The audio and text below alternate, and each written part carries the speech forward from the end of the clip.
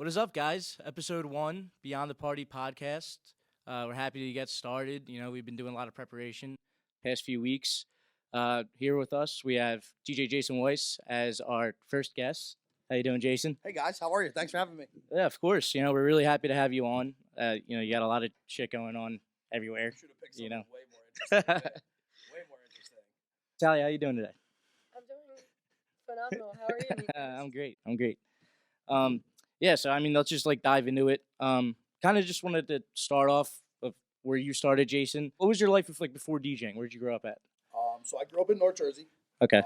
Pretty small town. I graduated with 102 kids in my class, and the only reason I say that is because I went to Penn State for college, and my first class was 5 times the amount of kids in my whole high school. Right. I had 700, 800 kids in my first class in college. I remember sitting next to, I talked about this somewhere else. I remember sitting next to a friend from high school being like, what the fuck did we do here?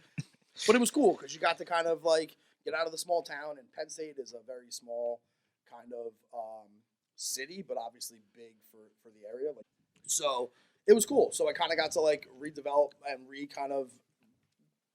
image myself there, small high school, then giant school. Mm-hmm. And that's kind of where I started DJing. I joined a fraternity, and everybody gets a job when they're pledging, and mine was to play music. And I was really, really bad at it. really, really bad at it. And, but that's kind of where I started. And so I went from there, and then I did that all through college, and I kind of sneaky started an entertainment company then. I was DJing Thursday and Friday, and on Saturday I was renting my equipment out to other people and just taking some money off of it and kind of going from there so I could go out and have a good time. But that's kind of where it all started. And I moved to Philly and never thought I could be a DJ. Went out one night, probably had a few too many drinks, and was with my buddy from college that I DJ'd with, and we went to go to a place called Mission Grill, and it's a little spot on 19th and Cherry, and got very drunk and said, I think we could do this better than this guy. Went home and bought a bunch of equipment and practiced for a few months. And then one night that kid actually had to call out sick. And the guest bartender was a friend of mine. And he was like, why don't we bring Weiss in here? And that's my first residency, we'll call it. And it was really, really bad. Yeah. No, it was great from a venue standpoint. It was great from a staff standpoint. It was great. But the DJing was really, really bad. Right. Yeah. I feel like that's typical out of college too. Yeah. When I first did brew, I remember you hit me up and you're like, dude, I got to teach you how to beat match. I was like, yeah, you're right. Yeah. Listen. Because, in college, you're basically just kind of like an aux cord. You're just going from song to song, I feel like. just trying different shit out, kind of just winging it. And then. I also wasn't on Serato in college. I'm old. I'm a dinosaur. So, I started kind of backwards. I started on CDs. I went to vinyl. Then I went back to digital now. And now, obviously, if I have the choice, it's going to be digital. But it's I used to burn CDs and make those stupid fucking lists, the songs when the CDs would scratch and things like that in college. So I feel that's so much more work. Very good. Yeah. No. I actually wanted to talk about that, the technology kind of advancing so much. Sure. It's probably just so different, and now it's so much easier for somebody to kind of just start DJing. You buy a board and kind of just. We don't have enough time to talk about that. Yeah. Yes, it's easier, but it's more obvious. Right. I guess I could say the technology's definitely gotten better. The crowd has shifted a little bit because of the technology. When you were bringing CDs or bringing records, that was all you could play. You didn't have a phone connection, or you didn't have every song in the world on your phone. And when someone would make a request, they would request hey, can you play Drake? Not can you play Drake, this song, this remix at this tempo. It's holy shit, that was very specific.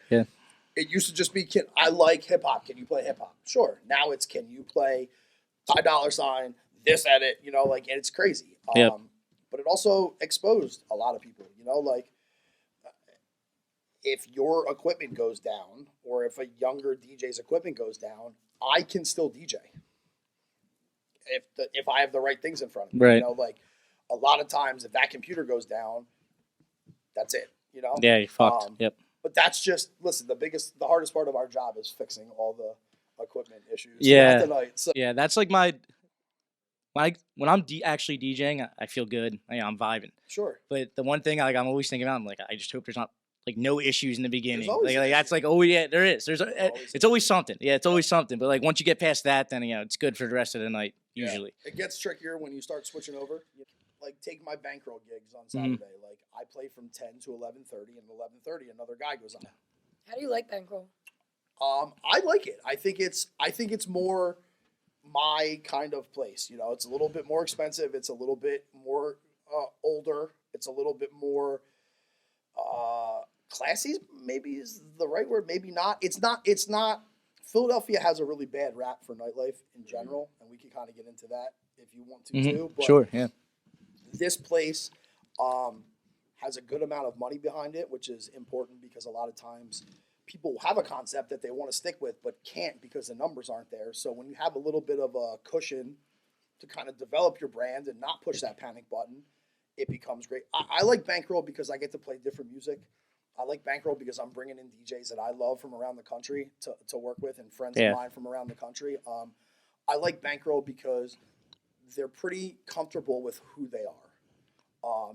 And when there's problems, which there always is with a new venue, they're addressing them, which is nice and kind of new for me. You know, a lot of times, speakers break and things break. And listen, everybody's got budgets and everyone needs to make as much money as they can. But it's nice when I said, hey, listen, the first night, the sound wasn't right. It didn't sound good. It wasn't there.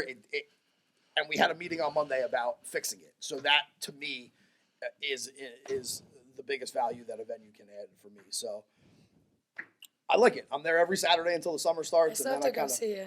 I have to shift down the shore. But yeah, I'll be there this Saturday with Fots Beats from New York, who's a very, very talented DJ and a very, very good friend. But it's cool because you don't hear the same music you hear everywhere else. Like, it's nice for me. Like, I used to play at STK in Las Vegas, and why I love that place. Even it's a steakhouse, it's a restaurant, straight up. But why I love that gig is because I could do different stuff. You know, I didn't have to play Peppa's every time I was in there. I didn't have to play I Just Want to Rock. You know, like I was able to play like Stevie Wonder and Hall & Oates and you know, some more, again, dinosaur. But like, it's nice to not feel like a robot. You know, like when you're DJing in a nightclub or you're DJing in a bar, there's certain things you got to hit. It just makes sense, you know? At this place, I don't hit any of those things. And it's refreshing for me. It makes me use my brain. It makes me feel like I'm doing something. You know, I feel like people like that though. Like when I come and see you, that's why I like seeing you on there because you're always playing like different stuff, like old school stuff. And I'm like, I mean, listen, Mike is besides being my best friend in the world, a super talented DJ, and the first guy I ever added to the company is Mike Lowry. Oh, really? I didn't know that. Yeah, so you guys just become best friends. A long time ago. Yeah. We did. We started getting more room for activities at different venues, so it was great. Yeah. Yeah, I mean, it's where we kind of shine or whatever is looking up, seeing what's in front of us, and kind of knowing what we can get away with. You don't want to push it too far, but especially in a place, you know, like the places that we've worked at together, those are very traditional nightlife spaces, you know, like if they don't like what you're doing, they're going to leave. Bankroll, they know coming in that I'm not going to do any of that stuff. So I'm not getting like badgered all night for, actually no one really asked me for anything in there, which is really, really weird. That's the best. Yeah, it's really weird. And I'm very much in their face there too. It's not like they can't get to me. Right. Yeah. That you know, people can't get to you. But no, it's cool. It's a really, really sexy space. The food is incredible.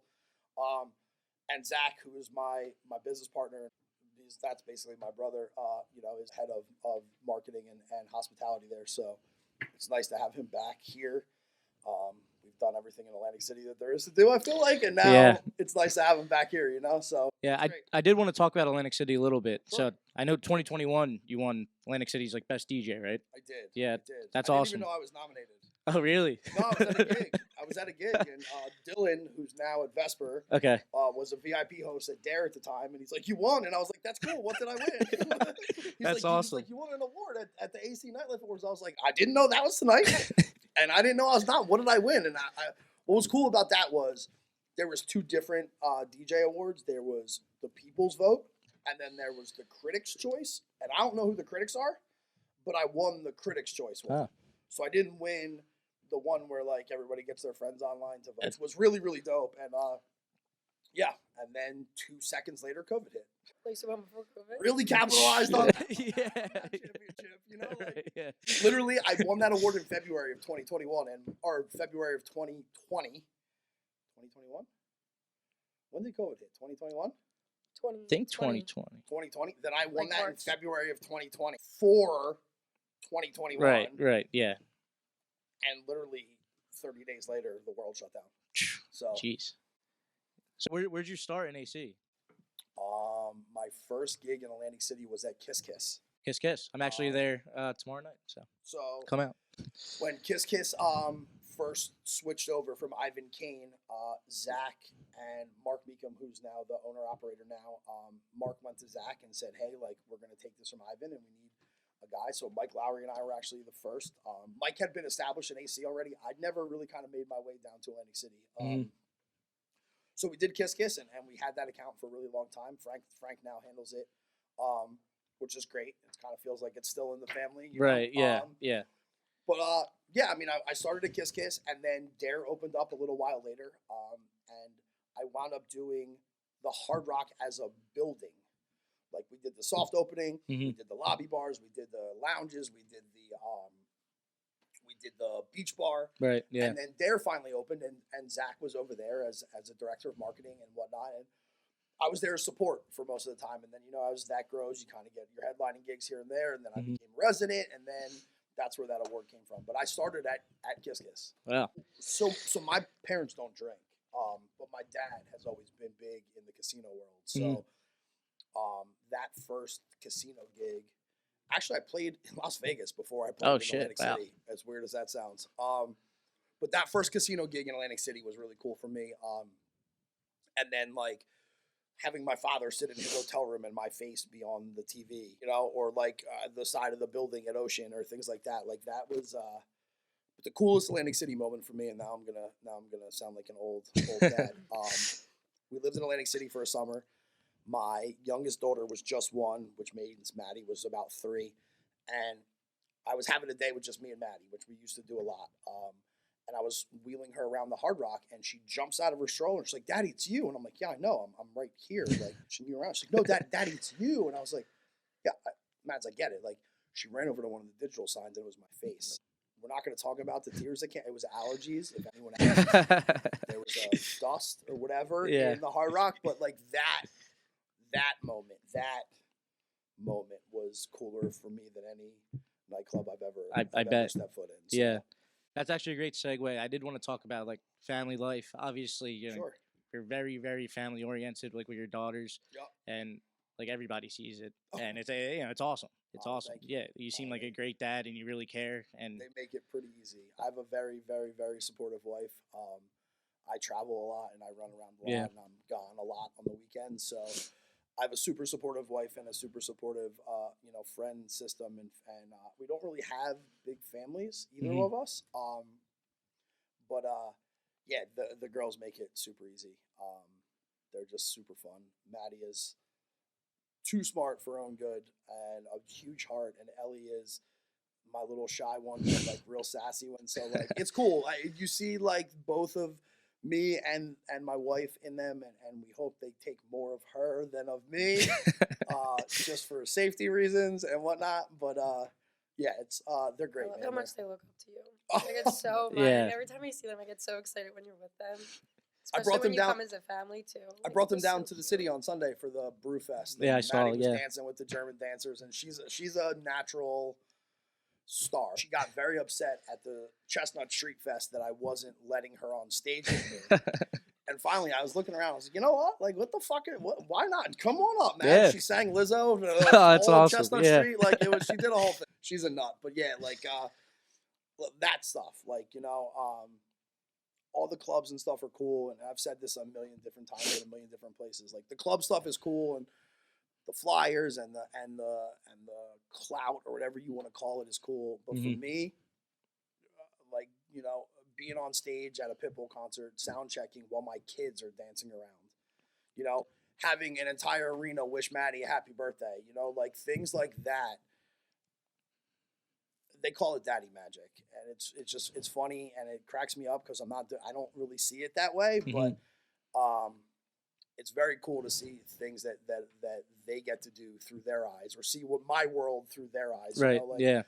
But yeah, they're great. They're on spring break. I'm actually going to go hang with them right after this. Cool. Yeah. I have two little sisters. They are too. So Nice. they're always calling me, bothering me. But yeah, I feel like a lot of people like kind of talk about, you know, like working in nightlife. It's kind of hard to, you know, juggle like having a family, having kids, Sure. and you know, everything like that. And you know, it's a big toll like working like mentally and physically too. So could you like talk a little about that, like just like how you do like juggle everything and, you know, just stay. Sometimes not very well. Yeah. You know, you all see what I let you see on Lot of Red social Bull. media. Yeah. Right. A friend of mine told me a long time ago, you can fix tired, you can't fix hungover. And that kind of sits with me. I don't party the way I used to anymore. I just can't. My schedule's too crazy, and you know, like, and I want to be there for the gymnastic stuff and the dancing and the swimming and all that other shit. Sometimes it gets to be a lot because, you know, kids are kids, and the more you do, the more they want. You know, like sometimes I feel like God, just an off button. Like even the other day on Sunday, I looked at Mads and I was like, just 5 minutes without touching me, please. Like, but you do what you have to do for the people you care about. And that's really and that goes for my team and my family and my friends. And you do what you got to do for the people that you care about. And yeah, I'm tired a lot. And yeah, I'm grumpy even more than I'm tired and all of those things. But you fake that for your kids and you put a smile on and you go and you do. And you sleep when you can, you know. And again, a lot of that stems back to my wife. She runs around with them a lot, and takes a lot of the pressure off of me, so I can do what I have to do. But especially with everything and down the shore and everything right now, like I'm gonna be living down there without them for a while, until they're done school and stuff like that. I got to get these buildings open, got to get these projects going, and that's gonna be hard. I'm gonna run back and forth more than I probably should for a normal human being, but I've functioned on like hours of sleep for the last 20 years. I'm not going to stop now, you know? Yeah, let's definitely get into that though. The, you know, the Wildwood, you know, concepts and venues that you're opening up. It's gonna be 3 different ones, right? It's 3 different, food and beverage venues. Okay. So there's a bar restaurant, and then there's a bar, and then there's a pool day club kind of concept. Now during the week, the day club will be, so the day club's called Forecast. It's spelled with FOUR, like the exit off the Parkway. A kind of nod to our partners over at Exit 6. Right. And we had a bunch of different names for it. I fought for this one. I thought the marketing behind it was cool. You know, every hour on the hour, the Forecast calls for showers. You come out, you shoot some champagne, you do some cool shit. That'll be a party pool Friday, Saturday, Sunday. Okay. We do have a 64-room hotel above us that my partners own. And so during the week, it'll be still a pool where you could go and drink and eat, but no DJs during the week, you know, nothing. On Saturday, Sunday, it'll turn into more of, I don't want to call it HQ. It's impossible to compare it to that. And I would never want to insult my HQ family. But it'll be the closest thing to that the shore points outside of Atlantic City have ever seen. We're spending a lot of time and a lot of money to kind of make it a place that people consider for a bachelor party now, you know, right. and things like that, or bachelorette party. The Fairview is a nod to the old Fairview that we knocked down. So we knocked down 2 buildings to build this space. We knocked down 2nd Street Annie's, and we knocked down the Fairview. The Fairview was a Wildwood staple. I never experienced it. I wasn't a Wildwood guy growing up, but from what I'm told, that was the spot for years and years. And so we wanted to keep the name and wanted to keep kind of some respect to the old place. And then the nightclub's going to be called Weiss. It'll be a little bit like Exit 6 for those that are familiar with that. On Except it won't smell like feet. No, it won't. It won't. Right. Not right away, probably. But that's getting knocked down too. What, Exit 6? We're gonna redo Exit 6 too. Maybe Can't that's say good too for much my more than liver. that, but Where are the buildings located? So the buildings are located on Pacific Avenue in actual Wildwood. So it's 3601 Pacific Avenue. Okay. And the hotel is called Seaport Suites. And then obviously we have Fairview Social, Vice, and Forecast Day Club. The cool part about it is we also own the Shamrock, where the Shamrock was. And then we own the 2 buildings or my partners do, the buildings where Exit 4 and the VFW next to it, which we're now using for storage. But the goal is to get this project up and running, get these venues established, and then potentially do something just like that right down the street. Trying to kind of, my partners are investing a lot of money in Pacific Ave or on Pacific Avenue in Wildwood. Again, wasn't a Wildwood guy, so I can't really speak to what it used to be like, but I can tell you right now, it's a lot of abandoned buildings and a lot of nonsense. And they're doing their best to pick up all those and turn it into something kind of cool. So yeah, this sounds awesome. I'm really excited to see it. What I can tell you is you won't see anything like this at a Jersey Shore point. People are going to start to copy it now. Right, yeah. And so we know that happens a lot in our world, but it was super well thought out. Everything is connected in the bottom. The venues swerve kind of interminglingly. It's almost like, you know, how in Disney there's the whole world underneath the world of Disney. Yeah, yeah. There's the whole world underneath the bottom of this building. I'm excited, but listen, whenever you guys want to come down, I'll walk you around. That is so like unique. I think, especially for the Jersey Shore. If you see me, I'd love to see you, but if you see me, you didn't. I've seen you in Wildwood before, bud. I don't remember seeing you. I know, I definitely. I've seen you. I've seen the pizza incidents. I've seen it all. Pizza incident. Yeah, He stole my pizza. Oh, I know. But how do you steal someone's food? Well, what happened exactly? The guy literally just took pizza out of her hand. Left exit 6. The pizza place is about to close. Get a slice. Put it down for a minute because it's hot. And I turn around. I'm talking, whatever. I turn back around. Slice is gone. And the kid next to me is eating slice. I'm like, God. Excuse me, did you just... Is that my slice? Like, are you eating my slice of pizza? And he's like, yes. And I was like, taken back for a second. I was like, what the fuck is wrong with you? I was like, where are you even from? Delco? And he's like, yes. And I was like, all makes sense. I think you forget the level of alcohol that's consumed throughout the day. You can steal someone's food. I'd ask. If he asked me, I would've gave it to You're him. not a mutant. I'm not from Delco. I'm not from Delco either. Talia hates but, Delco, guys. They're just... Do you South Philly people fucking have such an issue with the You know you're both the same, right? No, their morals are a lot... You know it's the same, right? Take it from the North Jersey kid. From you the guys outsider. are exactly the same.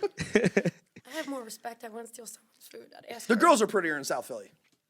Definitely. Yeah, They have more moral. I can't Well, argue no, I that. have friends in Delco. They're all right. Should we do a poll on the Instagram story? No. I know. No, because if it goes the wrong way, you'll never see her again. Yeah, So, like, yeah. No, I know which way we'll go, Don't do and that. I'm not gonna be number 2.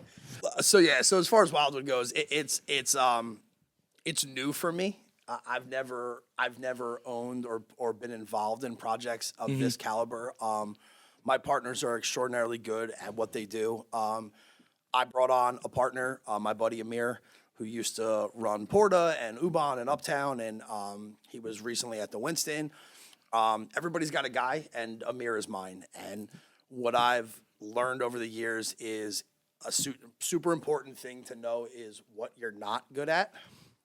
And I think I could learn anything, but I'm very confident in knowing that I am not a great operator right now. And if Frank was here, we could talk about what a good operator looks like.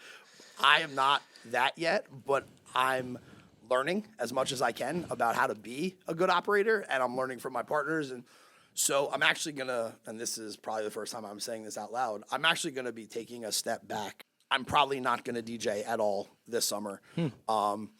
I have to shift my focus to this opportunity, which could be way more lucrative for my family and for me.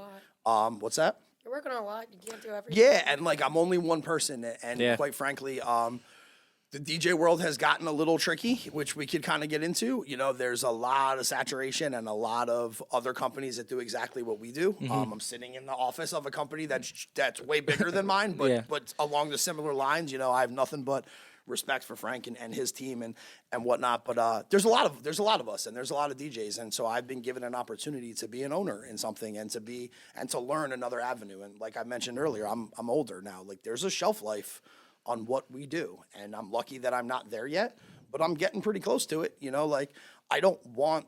You know, and I know recently, I don't want to be Jerry Blavid. I don't want to be the older guys and they've made great careers for themselves. I'm not taking a single thing away from them. It's just not what I have bigger plans than that. And I got this really crazy opportunity to be involved in whether this works or not. The knowledge I'm going to gain from it will be valuable enough that taking a step back from DJing I'm never gonna not DJ. You know, I still have the radio show. I still have the Pitbull stuff. I'm gonna do all those things still. But seeing my name on a flyer Thursday, Friday, Saturday, Sunday for the next couple months, you're not gonna see me. Which means we're gonna throw a really big party in September. But like, that's awesome. But I have to be down there, so I'll be at those venues 7 days a week. Yeah. As often as I can be there. My wife and kids already know that if I'm not sleeping or having dinner with them, I'm at work. We're going to be open 7 days a week, all 3 of those spots. Pretty much, you know, from the Fairview's going to do breakfast. So from 8 a.m. until 3 a.m. at that place, and from, say, 11 a.m. to 6 at the pool, and maybe 8 o'clock till 3 a.m. at the nightclub. So I'm going to be bar hopping. That's why we built That's this. the old, yeah. Kick me out before I even get there. I'll have a chair in the office with your name on it. Oh, that's awesome. Yeah. And our newest sponsor, Kiki Vodka, which, you know, shout out Kiki. Very good. They make seltzers. I think a very nice bottle. Looks good. They have the Mummers tea. I didn't even know it was Kiki. I had the Mummers tea on New Year's. And when we were talking to them a few days ago, I was like, oh, shit, you guys did that? You know, that's great. Yeah, But, Drew and his team are great. Yeah, I know you guys are working with them. Yeah, we do a bunch of stuff with Drew and his team, and a bunch of my locations. You know, all the CCG properties. You know, they have their seltzers and their ties to Kiki. Drew and his team, listen, they're in a super uphill battle going against the Surfsides and the White Claws, but their vodka is good. And, you know, as a guy who's now an owner-operator, their price point is appropriate for the product. Like, It's a really good product for what the price is, and I love that about them. But what I really like about Drew and his team, and, you know, I don't really like salespeople. It's not for me. I'm that guy that when you come in, I'm like, just give me the fucking number. Tell me what it is, and I'll tell you if it works for me or not. Drew kind of read that about us real fast, and so he never bullshitted with us. He told us what he could do and what he couldn't do, and last year they were in a different situation with distributors and things like that. So last year was a different scenario than this year, and he promised me at one point something that's really important to me in this world on the DJ side and the business side is a lot of people in this business don't do what they say they're going to do. You know, I'll have you this by next week. No, you won't. That's fine. You don't. Every time Drew's told me he was going to do something, he's gotten it done. And I'll work with somebody like that 10 out of 10 times versus maybe there's somebody with a better price point or maybe there's somebody with a different kind of product that I want. Yeah. But this dude, when he tells me it's going to be there Thursday, it's there Thursday. You need that consistency. And like for me, with all the shit I have going on, not having to follow up with somebody a million times is super, super important. Yeah. And definitely. and those guys are besides having a really dope product and really, really pushing a market share here, they're everywhere now, which is cool to see. It's the consistency of both the product and the people that work there for me. And that's more important than anything. Right. Yeah. And I feel like this industry in general, you got to be consistent. You got to be on time. You can't, you know, you can't miss anything because there's always a replacement. Like there's always somebody that is waiting to step in. We started working together because somebody missed their gig. Literally. Yeah. Like, that's literally how it started. Yeah. I filled in at Brew and, you know, and then you hit me up the next day and you're like, oh, you want to keep DJing? I'm like, yeah. I mean, listen, for me, and like everyone has this weird perception of me that like is hard ass, and I can be all those things, but where it gets for me is I built this brand from nothing. So I started it by myself or with one friend from college that's now still my best friend, and we've gained some partnerships along the way and lost some partnerships along the way and gained some accounts and lost some accounts. But for me, if somebody can just go in and do their job and I don't have to hear about it. Man, I love that. Like, and there's nobody I don't want to make money with. Like, I'm just very particular about the brand and the product that's coming out of the speakers. And I'm very particular about the human. And I've said this a million different places. I can make you a better DJ. I can't make you a better human. And I don't have time and I don't want to.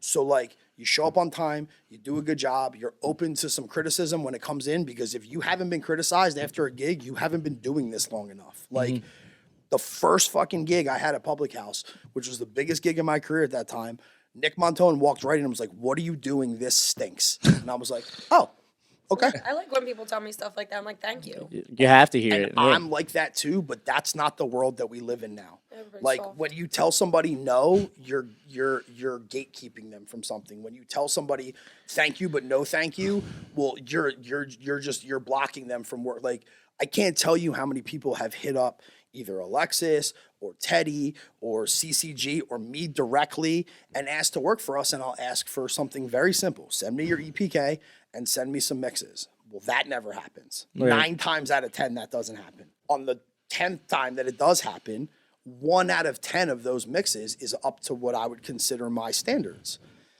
Whether that's fair or not, it doesn't matter. It's my company. It's my choice. Like, and Frank has yelled at me about this a million times that I have to kind of like, I have to remember this is a business, and whereas he's right, and I have to take my personal shit aside from it a lot of times, which I'm not good at, and he's great at, which I love about him. But like, for me, if I say no, it doesn't mean I don't like you. It doesn't mean that we can't work together in the future. It doesn't mean that, it just means right this very second for what you're asking me, it's not the right fit as far as I'm concerned. And my job is to make sure that the venues and the registers are, and the staff is making as much money as possible. And if I don't think you can do that, I'm not going to put you in somewhere just because you think you deserve it. And that happens a lot. We also want people to succeed, so it's not like you 100%. want to set somebody up for failure. No, and like people don't understand that. Like you're also trying to help them. 'Cause you don't wanna... Yeah, but this is a weird world where there are very few businesses in the world where somebody will call you up and ask to take your job.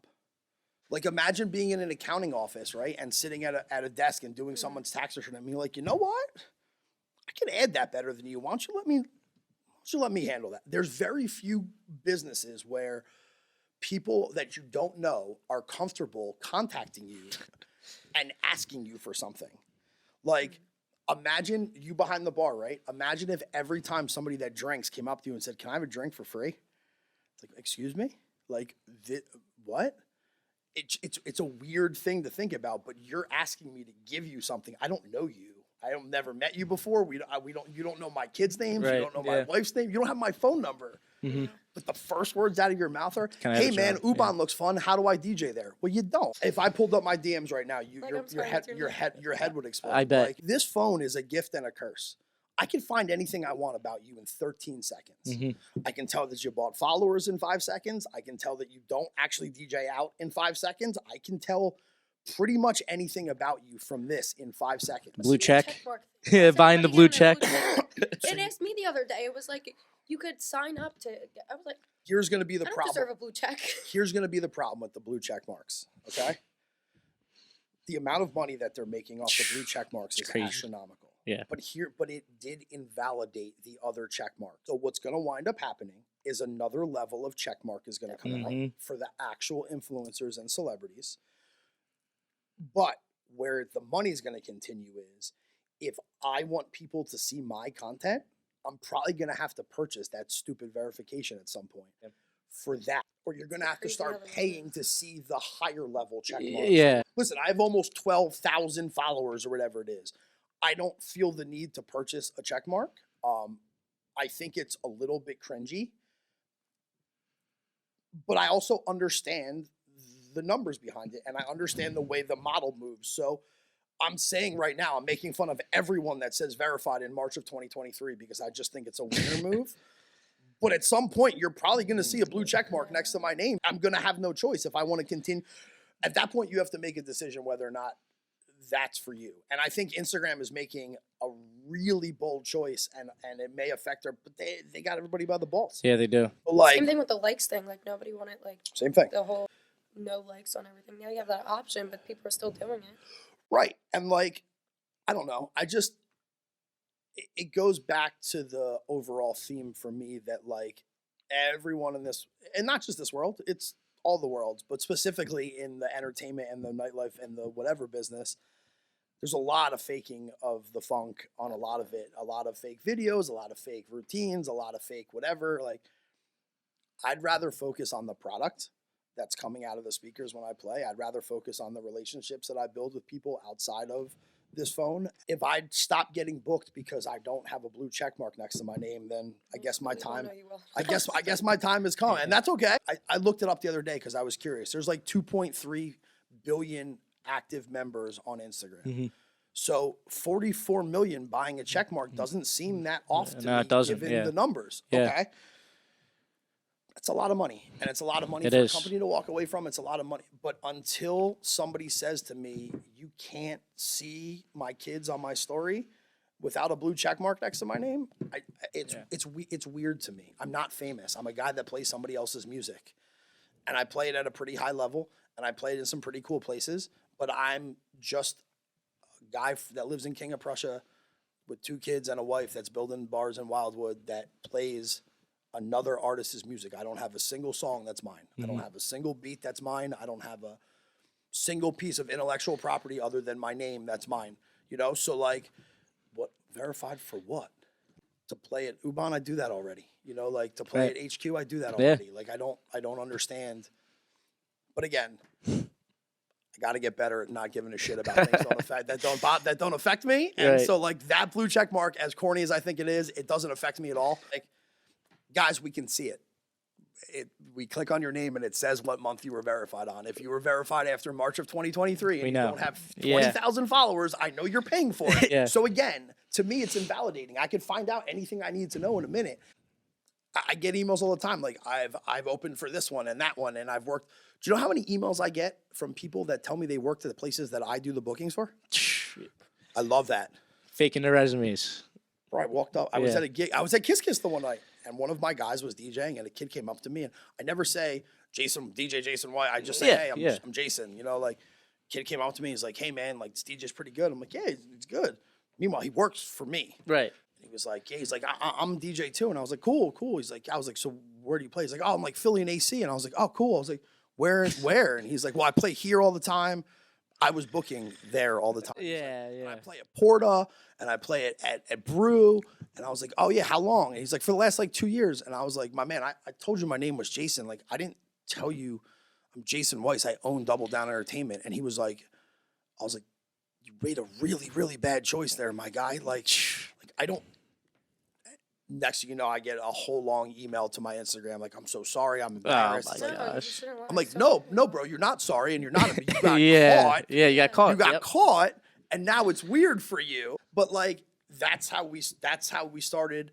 But then there's the other side of the coin. Like there's a DJ named Billy who now lives in South Carolina. Billy G is a really good friend. And he started working for me because he had a good time at Uban one night. And I obviously saw his name was DJ Billy G on Instagram, but he slid into my inbox and he was like, hey man, I was there tonight. I had a really good time. When are you back? My friends and I want to come back. He never asked me for anything. So clicked on his name. I saw we had a couple mutual friends. I asked one of those mutual DJ friends about him. He works for him in State College. Then all of a sudden I was like, oh, he's pretty good. Cool. Come back out. Let's chop it up and see if we can be friends, right? Came out, we had a couple drinks, and the next I'm like, yo, I'm going to be here in 2 weeks. Do you want to open for me? Sure, I would love that. Great, come open for me. Let me hear how you play. And after that moment, he was on my roster full time. Yeah. Like, if you want to work for somebody like me, there's a process. The process isn't DJ Jason Weiss. Hey, how do I play here? Annoying, like if people are just trying to like get something out of you instead of like genuinely trying to. Yeah, I mean, listen. Like that goes for life in general. Like a lot of people are like that. And again, I'm thankful that I'm in a position that people think I can help them and help their career. And I try to help as many people as I can, as often as I can. But this is still my business. This is still how I pay bills and how I feed my family and how I put my kids in private school and things like that. So it has to align with the business that I align with. And then in this business, there's just in any business, but specifically in this one, you have to have a level of trust with people because everyone's trying to take from you every single day here. And I'm sure, and I was in corporate America for a long time. I was in the law side of things, not like the traditional business side of things. But I'm sure if you're a salesman that, other sales reps are trying to steal your accounts all the time. Like every single day, someone tries to take one of my accounts. Every single day. So like, how do you protect it? You protect it by keeping the product good. You protect it by keeping who is in your circle strong. You protect it by relationships with staff members and relationships with DJs and relationships with management. But management changes all the time and staff changes all the time. And we've been very successful booking gigs with staff going to other places and asking for us. But now we're getting a little older and we're starting to pull back a little bit. And with me starting to pull back a little bit, I just want to make sure that my guys are taken care of. And they're still working as much as they want to work. And if I can do that, then I'll consider Double Down successful. Because eventually Double Down's gonna either go away or just be a back focus for me. And I don't say that as like I want to give up DJing. I don't. It's my therapy. It's what I love to do. It makes me happy. But the reality is I'm 41 years old. I'm involved in other businesses and I have other opportunities. And I want to be able to go to San Diego once a month and go to Texas and play Right. once, and then come home and show love to my accounts maybe on a Friday once a month, and then not have to do Thursday, Friday, Saturday, Sunday every week. It's a Yeah. lot. Let's actually backtrack a little bit for Double Down. Sure. I kind of wanted to know how Double Down Radio started. Everything like with Pitbull. Double Down Radio was a concept that kind of started from another concept. So when quarantine hit, everyone went to Twitch and everyone went to Facebook Live and everyone went to Instagram Live. And quite frankly, I found all of that very boring. Now there's a ton of money in Twitch, and I have a lot of DJ friends all over the country that are making $5,000 to $20,000 a month on Twitch. Jesus. And like, God bless them. Yeah. It's just not for me. And quite frankly, our style of DJing and what we do is we throw parties and we manage events. Now, can I go on and DJ on Twitch and make people have a good time for an hour? Yeah, I'm pretty confident I can do that. But I found it boring. I didn't want to sit on my phone and watch a DJ play music for an hour. I didn't want to. It also was depressing for me that this is what my career had come to. Yeah, like DJing for a screen. Right. It became a little depressing for me, and I found that my attention span for it was like 5 or 6 minutes. So I got on the email or my text message with my team, and I was like, listen, I don't think we should do Twitch. Now, I'm not telling you not to do it, but as a company, I'm telling you we're not going to do it. What I think we should do is at this point, we were supposed to be in quarantine for 14 days. I think we should make a different mix from a different DJ every single day that we're in quarantine. And we called it the shut-in sessions. And it started with just 14 mixes scheduled out. Well, 14 became 21, and 21 became 30, and 30 became 40. Yeah. And all of a sudden it was like, we're going to fucking keep going. Like, we're going to keep going. They're getting a ton of response. And we had DJs from like Morgan Page and Weiss and Scene and all these guys that were around. We used all of our connections. Listen, we knew everyone was sitting at home with nothing to fucking do. And so these mixes started to pick up traction. And I had been on Pitbull Radio once before through my friends at the Roster Radio and DJ Chaos out of San Diego. And we had met at in Atlantic City at Dare, and they asked me to be on their show. And that show got pretty good ratings. Now, when I tell you I redid that mix 472 times because it was my first time on the radio, it was probably 6,000.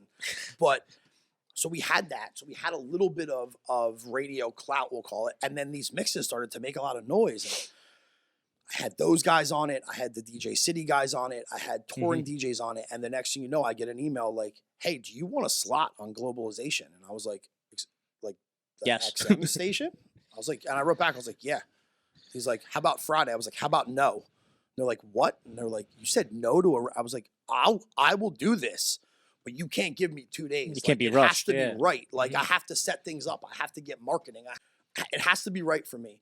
And they gave me like 3 weeks, and we wound up purchasing a picture from a Philly photographer of a really cool Philly streetlight with like fog all over it. And we used that as the marketing. And like, it was just going to be like, it was like we put Double Down and Radio on the street signs. And the first show was me and Exodus, and we had 11 a.m. Friday Eastern time, 8 a.m. Pacific. And I didn't know that this was going to be a full-time thing. I thought this was just going to be like during quarantine. We're on episode 190-something now. And I've had every major artist, and we're going to start doing some really cool shit with that. We're going to start doing live radio shows at the studio, live interviews with artists on the show. My buddy Exodus out of Vegas is our host. But it's cool because we don't have a format for our show. We can do whatever we want. I started an episode off with Stevie Wonder the other day. Like I can do whatever I want on this show as long as the song edits are clean and as long as the mixing is good. But we monitor every mix there too. Like I don't let a mix air that I don't hear. Yeah. You know, like I don't let a mix air that my team doesn't hear. I don't necessarily listen to all of them, but Drift or Exodus, we screen them all. And we ran a couple contests, you know, for people across the country to try to give them an opportunity to do that. But yeah, I mean, listen, it started in quarantine, and those mixes picked up enough clout that the program director from Sirius XM reached out, and he was on our show. From that, the Pitbull concert started. You know, Pitbull thought it was cool that he had this radio station, and he's very involved in the That's station. so cool. Yeah, he's very, very involved. Like he listens all the time. Like he's paying attention, and so I got a phone call that he wanted to start doing his DJs to open his concerts instead of an opening act. He thought Yeah. it'd be a cooler kind of synergy to whatever. And so the first one I did was at the Hard Rock in AC, and I did 2 there. And then they asked me to do Hershey Stadium, which was by far the biggest gig I've ever done. It was 22,000 I people. feel like. That's something I can't really describe to you. I had done this. At this point, I had done 2 Pitbull concerts, Ricky Martin, Enrique Iglesias, and Mary J. Blige. I've been the opening acts for all of those artists. But this one, it felt different for a bunch of different reasons. I don't know if you've ever been to Hershey Stadium. It's indoor-outdoor. Oh, okay. So it was in the middle of July, and I drove from Wildwood to Hershey Stadium, and it was hot as shit outside. And so it was Pitbull, me, and Iggy Azalea. So I went on first, then Iggy Azalea, then I went back on, and then Pitbull was going on. That opening set, I didn't have them. Like, they were hot. The sun was beating down on them. Yeah. They didn't want this fat Jewish kid on stage. They wanted Pitbull. Like, it was like they wanted to see an artist, right? So Iggy went on and she did what she does, and she got them all hyped up, and I sat in the green room like pacing. Like, I'm not going to lose them again. There's a picture on my Instagram of me taking a selfie on that stage. Like, Yeah. I had them at that moment, but not every gig is a movie, my man. Not every gig is a home run. Like, I didn't do a bad job during that opening set. They just didn't give a fuck that I was there, and they didn't care. They were sitting in their seats. It was 6:30 p.m. The sun was beating on them for hours. They wanted a drink, and they wanted to see somebody that had a song on the fucking radio. When I went back on, I was like, okay, like, she did mostly hip hop. Like, I'm just gonna play party shit, and I did, and they were with me then, you know. But if I can teach you anything, not every gig is going to be a home run for you, my man. It's not. Like, there's going to be gigs where you leave there and say, this wasn't great. And that opening set for me, I remember texting my wife and being like, I got to rethink my brain here. And I did, you know, I reevaluated and I switched it around and whatever, but that's the experience. That's the, you know, being in so many different rooms in so many different cities, but doing a concert like that for an artist is something I never, ever dreamed I would have the opportunity to do. I never dreamed I'd have the opportunity to do it multiple times. It's an experience that's just, I don't know, man. Like, I stuttered when I was a kid. So to get on a microphone in front of 20,000 people and talk to them is a little bit different for me, but it's one of the biggest blessings of my career. And if I can just do that, I'd probably give up the whole nightclub thing. It's a different level of experience. It's, besides the money being great and the time being so short, it's just like you turn around and you're like, how the fuck did I get here? Yeah. How did they, like, I used to play at Mission Grill for 12 people and get $200, and now I'm taking a selfie of 20,000 people. Like, that's wild. And I don't deserve this, but I'm thankful that I'm here. And that's real. I don't really know how to describe it. It's one of those out-of-body experiences where you're just like, you do it, and you're just like, did I really just fucking, like, I got in my car and drove back to Wildwood. I sat in silence. I was just about to say, did you sit in silence? 100%. 100%. I remember getting, like, halfway home Took and it in. calling. I think I called DJ Bad, and I was just like, he's like, how'd it go? I was like, I don't know. Kind of blacked out. Like, I guess it was great. Like, but that concert wound up being one of their best stops on their tour, from a merch standpoint, from a crowd response standpoint. Like, he was super happy with the show. He was super happy with me. And it's nice to establish yourself in that way. Like, and now I get calls for weird shit. Like, 2 weeks ago, I was sitting in my house on a Wednesday, and I got a call from the Hard Rock that the Killers opening DJ or opening act missed their flight. Could I come down? And now listen, it wound up being the lead singer's band, so he wanted them there. Okay. So he flew them in private. But, like, imagine just on a Wednesday, somebody calling you, like, hey, can you open for the Killers? Like, sure, you got it. I never expected any of that. And I never dreamed of it. And now that it's here, I'm super thankful that it is. I still kind of shake my head like, what the fuck is my life? Like, I kept my head down. I tried to keep my nose clean. I tried to stay out of trouble. I got myself in way more than I would have ever liked, from a personal relationship standpoint, from a friendship standpoint, from a nightlife standpoint. I need to learn to keep my mouth shut way more than I do. But all those roads kind of led me to here.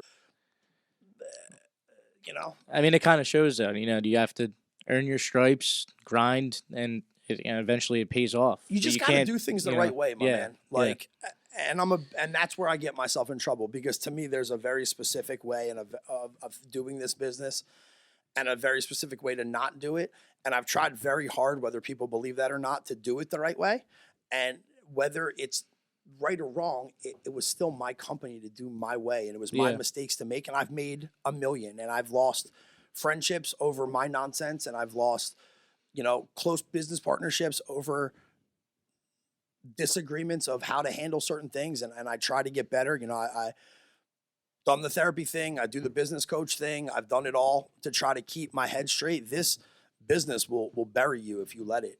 Right. As a bartender, as a DJ, as whatever, it'll take a hold of you if you let it. So again, to those I've wronged, my apologies. We could talk about it if you want. But for the most part, I've really tried to make sure that my guys are taken care of, that my accounts are taken care of, that the partnerships we've established are taken care of. And I haven't always done that the right way, and I haven't always made the right choices, but I've never done it maliciously to kind of hurt anybody. So Yeah, right. I can sleep at night knowing that whether I was right or I was wrong, if I'm wrong, I'll tell you I'm sorry and I'll try to work it out. But but a lot of times I don't really necessarily agree that I would have done things differently. You know, I would have maybe been a little less aggressive, but That's good you like acknowledge that though. no, listen, like I've made more mistakes than I can count, you know, and I've, Everybody makes mistakes. of course, and You live and you learn.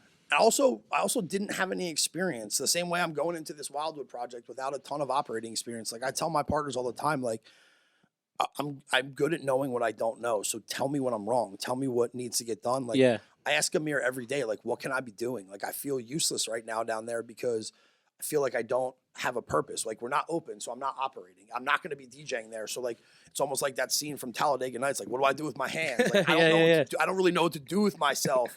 A lot of times, like I go down there. I'm not a construction guy, so I go down there and they're painting and building and framing out banquettes, and I'm just like, is there any emails I could send? Like, do you want me to play music somewhere? Right. Like what do you want me to do? You know.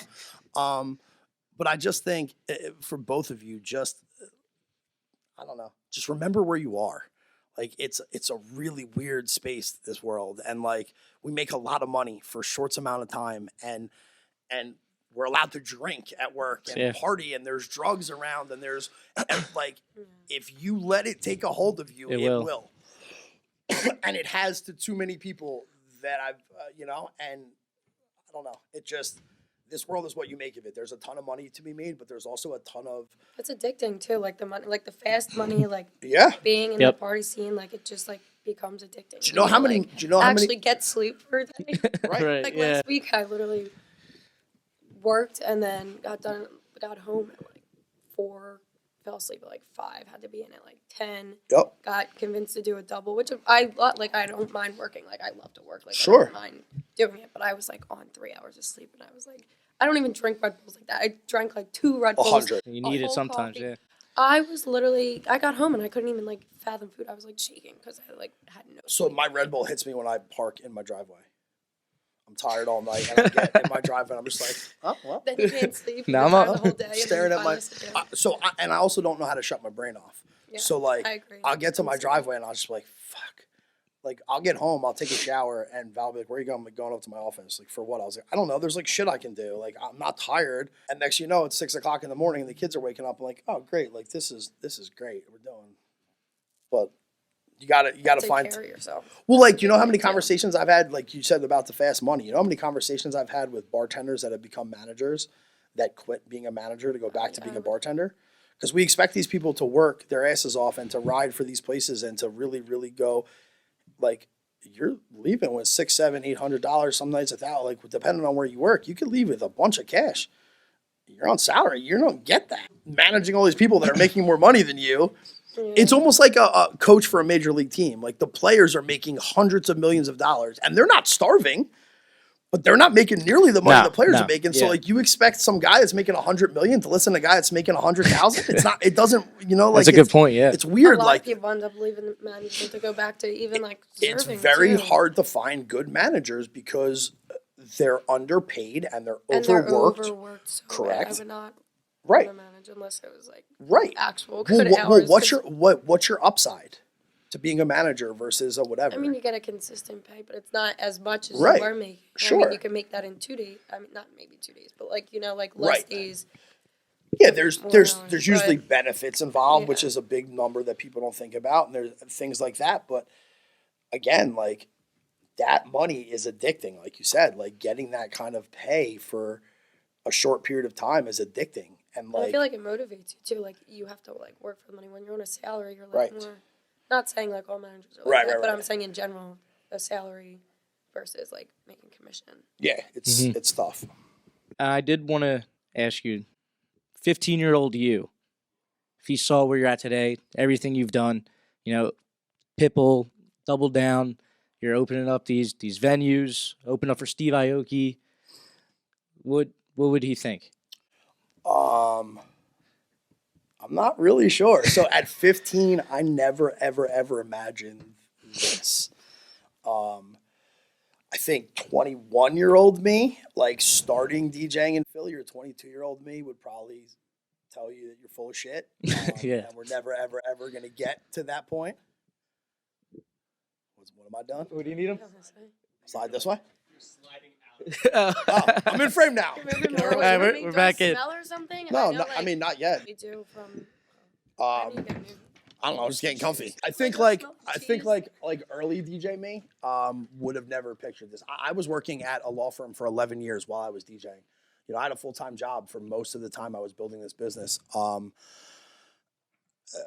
I think he would probably be proud. He would probably be confused. He would probably tell me to, or 41-year-old me would probably tell 22-year-old me to like not take shit so personally and to take the chip off his shoulder. Like I've mentioned this in other podcasts and whatnot. Like I didn't get any love from this community. I didn't get any support. I taught myself with a couple mentors along the way, like a couple friends that I would go and watch and things like that. But for the most part, like I didn't have anybody like riding for me the way maybe I ride for people now. Like, and I'm thankful for that partially, but also it was tough. Like I said in Kev's podcast, like I was the kid at the law firm that was getting gigs that full-time DJs thought they should have.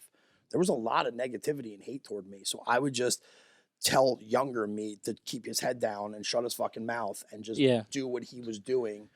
But it's hard, man. It's hard to go back that far and realize that it's hard to go back that far and think about it now, because I never imagined music being my life. I never imagined owning nightclubs and bars. I never imagined owning a company that was doing 250, 300 events a month. I never imagined any of these things. So like, I think I'd probably high five myself and say like, good job, and shut the fuck up a lot more. Like, please just Jason, shut up. I don't know. That in the college, like, where do you think you were going to end up, like, after graduation? So I worked for a law firm in college. I have a degree in industrial organizational psychology, which is basically how to make people more effective in the workplace. And I have a minor in business. I stayed an extra year at Penn State. When your parents ask you if you want to stay another year up there, you say yes. To everyone listening, you say yes. Being a grown-up sucks.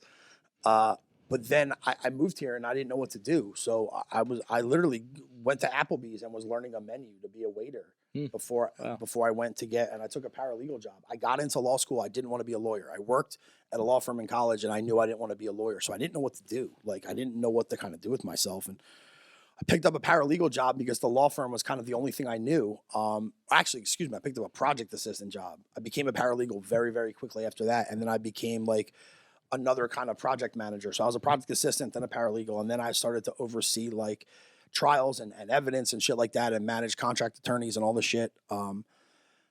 I started there and I built this business while I was doing that. Like Philadelphia is a unique market, man. Like we really only do nightlife on Friday and Saturday, barely kind of Friday, maybe a little bit Sunday, barely Thursday, but like Fridays and Thursdays. Thursdays used to be so, well, actually it's picking up like a Wicked Wolf, like. Yeah.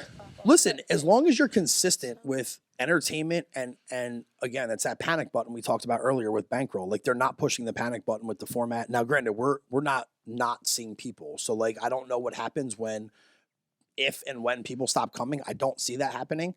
But if you're consistent, I tell everybody in this market, it takes 3 to 6 months to build a party in this town that people understand. And a lot of times the venue owners don't want to spend the money for a DJ or want to do that like rev share thing, and that's all great. Like I've done all those things, but you have to kind of stay consistent with the concept. You guys have been open on Thursdays since you opened pretty much, and you haven't shied away from that. Now I'm sure there's been some really good Thursdays and some really shitty Thursdays. You fight through the shitty ones to keep it consistent. And that's something that a lot of operators have a hard time with. So I think that is super important. But yes, Fridays are super tough. Fridays in the summer are an absolute disaster. So yeah, like the city is interesting. So you can have definitely a day job and still work in nightlife here. I did it for 12 years, you know? But that's, it's just so weird. This whole business is so weird. I have a question for you. What made you want to do this? The podcast? Yeah. Yeah. So I did have a day job out of college. I graduated in May. Okay. Which I no longer have as of a month ago about. Okay. So, I had all this free time. So I was like, what can I do? I want to keep DJing, and I kind of I'm looking at other jobs right now, and they kind of interfere with it. And I don't want that.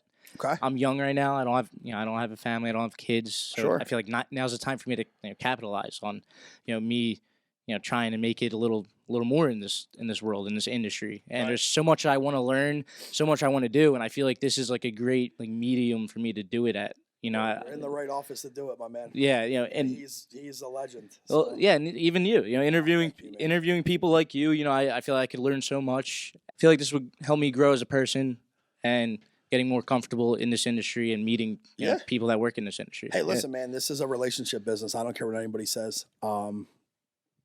There's a lot of DJs that are significantly more talented than me that haven't gone as far as maybe I have. And that's a relationship thing. That's, I'm very comfortable telling you where I do and don't fit in this world. Like, you want me to throw a party? I'll throw you a hell of a party. You want me to enter a DJ battle? I'm not going to win.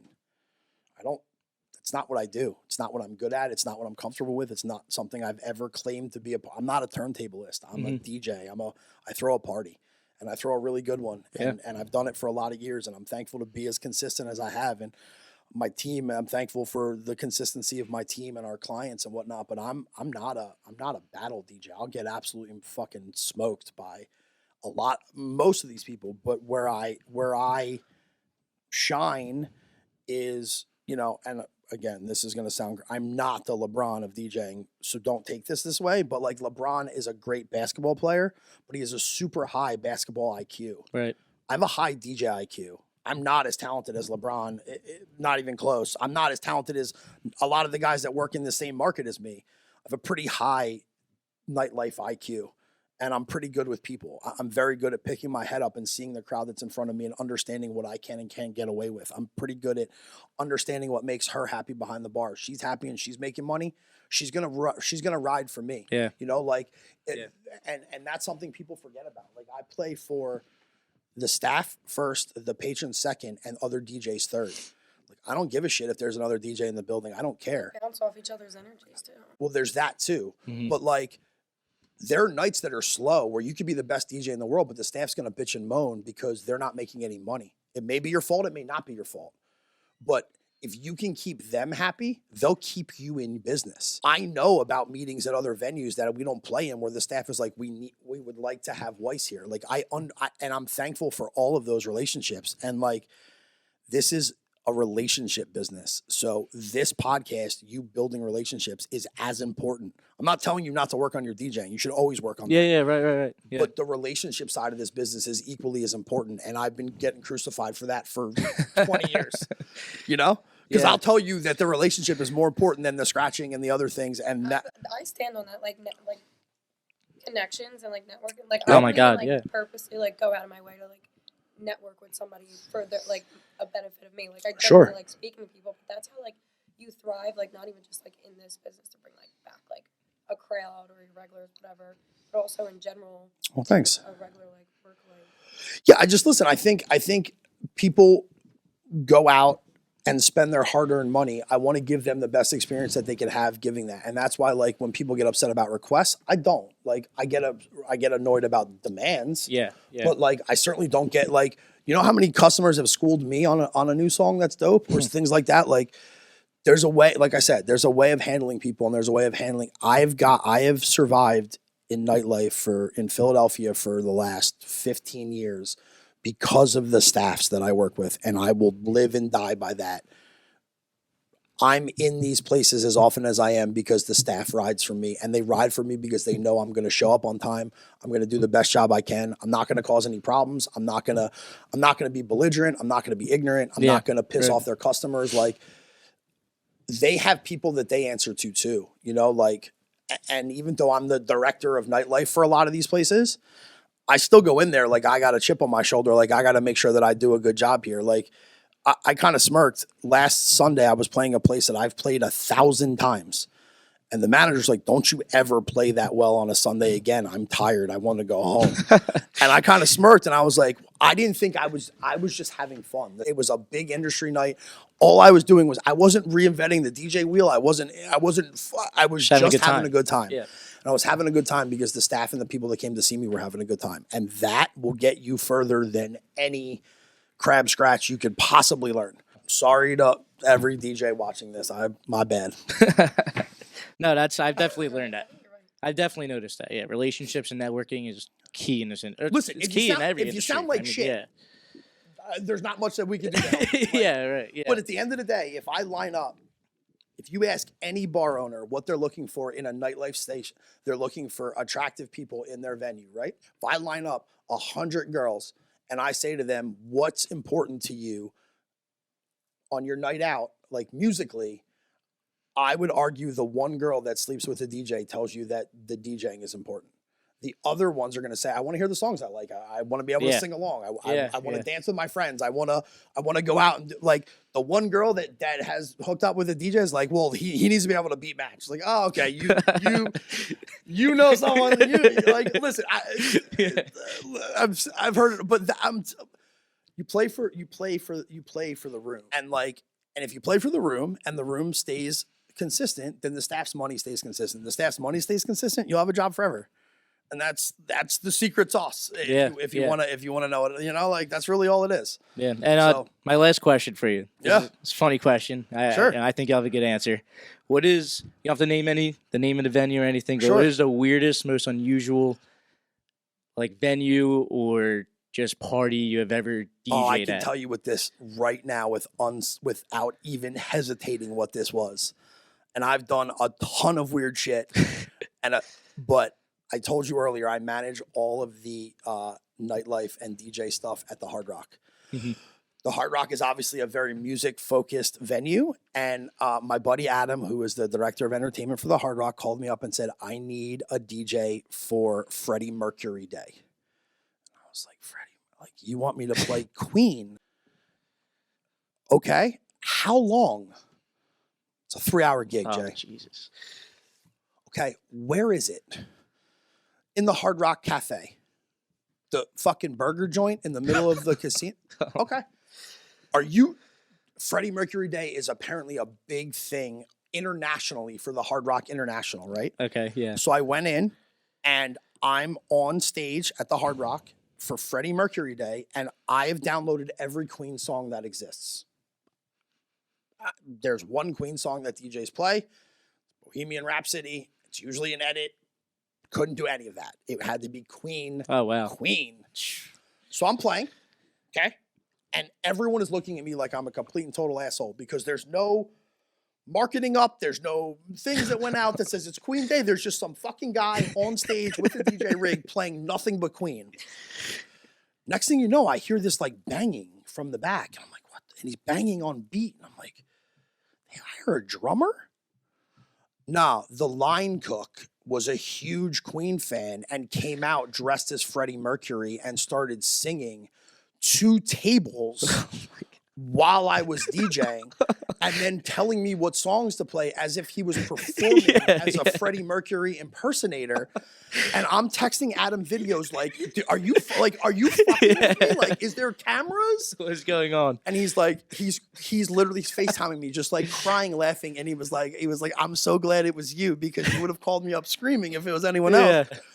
But to this day, like, we still have a really good laugh. And listen, I got through it. So fucking That's weird. hilarious. So you plan to come out and sing, or just like happen? So apparently this is something that goes on in this place every Freddie Mercury day, but this was my first one. And they usually get some sort of band or something to do like a Queen tribute, but they wanted to save a little bit of money. Obviously, bands are a little expensive. Sous chef. Yeah. And so like this line cook or whatever he was in the back of this burger and fry joint, like the Hard Rock Cafe, was like his mom came to watch him do the Freddie Mercury thing. I'll find the videos. I still have them somewhere. But like, that is hilarious. when I tell you a man in an apron comes out with this fake mustache on and a fucking Freddie Mercury hat with his own microphone, glittery microphone, and he's singing to these people eating like burgers and fries that have no idea it's fucking What's Freddie going Mercury on? Day. Yeah. Like he's in there just like doing the whole fucking thing. Like, and I'm sitting there like, I'm texting out. Where it gets even funnier is there was 2 DJs from New York that I didn't know that were playing at Harris Pool that night. It was a Wednesday. Mm-hmm.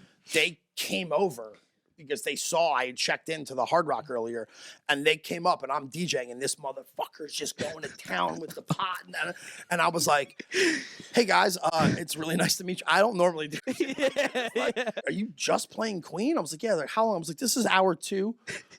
Like, I found Queen mixes online. Like, it was wild. Yeah, Freddie Mercury Day was by far the weirdest gig I've ever I'm gonna done. look up that date and know to avoid the Hard Rock. No, you should Honestly, throw I would it. like to see You should if throw the it at. You kitchen should guy throw was it. there doing it. I would love So to like see that. I don't even I don't know if this is like a thing across the board. So I've done Hard Rocks all over the country. Like I don't know if this is a thing across the board, but Freddie Mercury Day is big in Atlantic City, and like every time it comes up and I see something, Adam will like send me a screenshot like, you in again? I'm like, no, like I've never told you no for anything. I've done everything for that guy. The weirdest events, the funniest events I've done. Weird like charity walks and suicide walks where you're not allowed to play any songs that have like death implications in them, like crazy shit like that. I've done it all. But this Freddie Mercury Day it would have been fine if people knew what it was, but like literally people are just sitting there eating lunch wondering why Bohemian Rhapsody is playing again. And it's just, Queen has a ton of songs, but not a ton of songs that people know. So it's just like, I didn't know. At one point I was literally just on autoplay on Serato, just letting it play. Yeah, right. Like I didn't even know what else to do. Like I'm not mixing these weird rock ballads together for people that don't care. You know, that was by far, and I've done some weird shit, my man, but that was by far the weirdest one. Yeah, that is fun. That's so funny. Listen, Jason, thank you so much for being on here. You know, being the first guest. I appreciate it. And listen, if you guys want anyone else, like guest-wise, just let me. I mean, definitely, got a lot of ties to. Frank has way more ties than me, but I got a couple. You know. Yeah. There's some 100%. guys on my team. There's some guys from out of town that you should probably talk to if you're looking to really like. If this is DJ focused or business focused, they're really great. Even nightlife. Yeah, just nightlife. Past the nightlife stuff, like.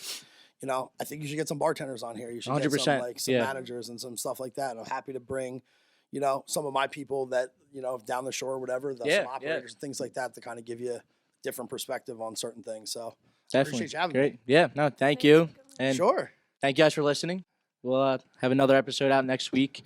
Guest will be announced, and hopefully this will be up tomorrow. You'll be at Uban Friday, right? I'm at Uban Friday. I'm at Tradesman Thursday. Okay. Uban Friday, Bankroll Saturday with Thoughts, and then we're doing a Wildwood takeover of Uban on Sunday. Some of my staff. Oh, that'd be awesome. Down there. Yeah. My buddy Amir that I mentioned earlier, he's going to jump back behind the bar, and we're going to throw a little party on Sunday because we're going to stop these Sundays real soon when the summer starts. The last one is going to be at the end of April. It'll be a double down takeover. Me and Mike are going to be behind the bar. Cool. I gotta see it. And I'm going to bring Bad in to DJ from New York. So we're going to do the whole thing. We'll throw some money on the bar and have a good time. But I am a decent DJ. I am a terrible fucking bartender. So if you want a vodka soda, come see the kid. Come see him. Thanks, guys. Awesome. Toodles.